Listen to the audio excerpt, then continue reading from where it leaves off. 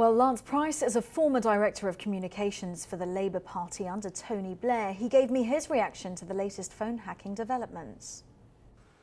The story moves on so quickly that it's hard sometimes to keep up with it.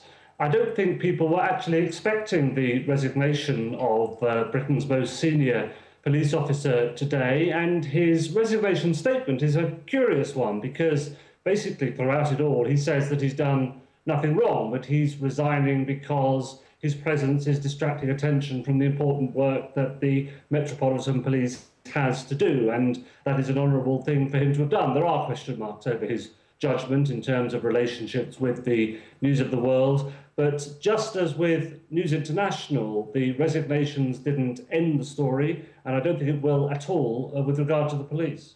Now, he's adamant that he had no knowledge about the extent of the phone hacking, but should he not have been asking questions about it?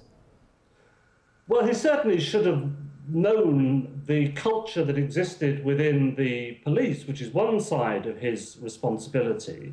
The investigations into the phone hacking were carried out by somebody who's now one of his deputies, who he reasonably could have asked to have done a full investigation, and if that person, Deputy Commissioner John Yates, had gone to him and said that there appeared to be no grounds for further investigation, I suppose he could have accepted that. But it must have been clear to him for some time that there were further questions to be answered, and it was obvious, even from a cursory reading of some of the newspapers in Britain, that there clearly were other things there that could have been investigated.